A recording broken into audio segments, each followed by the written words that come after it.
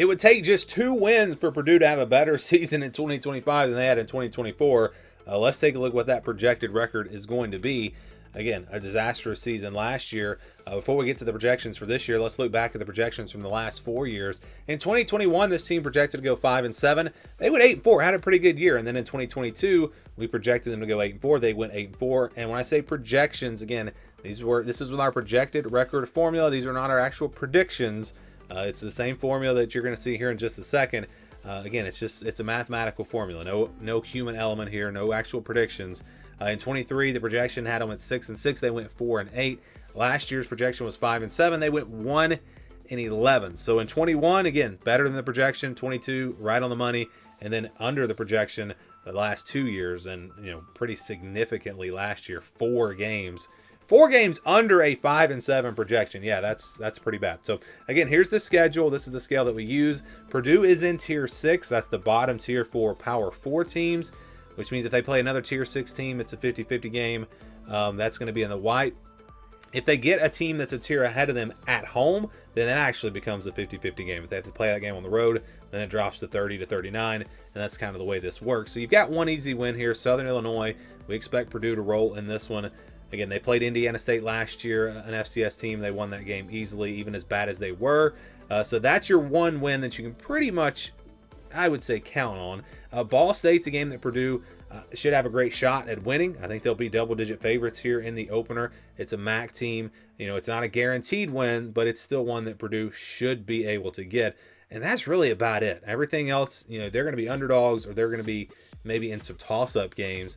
I think, again, when you look at our formula, you look at these teams: Notre Dame, Illinois, Minnesota, Michigan, Ohio State, Indiana. All of these teams in tier 1 or tier 2, so all of them are actually in the red. Actually, I take that back. Minnesota is a tier 3 team, but because that game's on the road, so like USC is also a tier 3 team, but that game's at home. That's why it's not in the red. But these games, again, with our formula, these are all counted as losses. I'm not saying Purdue has no chance.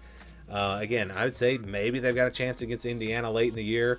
Illinois, who knows, coming off of a bye week. Minnesota, maybe they can find a way to get a win in one of these games. But again, with our formula that is all based off of our tier rankings, they would have pretty much no chance to win these 6 games. So you've already almost got 6 guaranteed losses.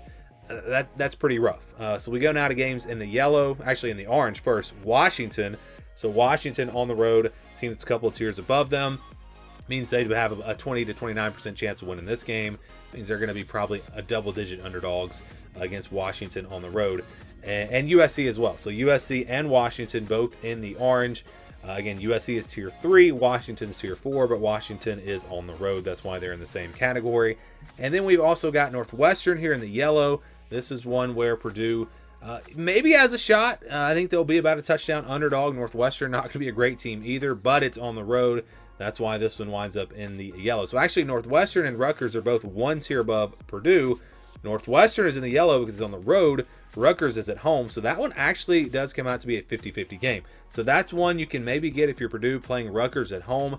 If you can find a way to maybe upset Northwestern, beat Rutgers, beat Ball State, Southern Illinois, there's a path there for 4 wins maybe. And who knows, if they pull off another big upset, maybe get to 5-7. But that's kind of the best case scenario, unless this Purdue team is just a lot better.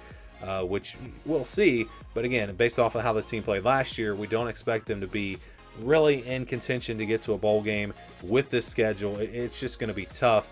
Then you could also look at the other side. Let's say they don't beat Rutgers, they beat Ball State, Southern Illinois. At least maybe you get to 2-10. But again, it's going to be tough. It is going to be tough. So what is the projection for Purdue? Well, the odds would say they're going to go 3-9. So a little bit better than last year, but obviously not a very good season.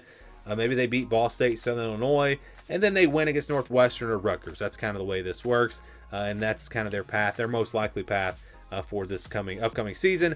3-9, again, the projection for Purdue in 2025.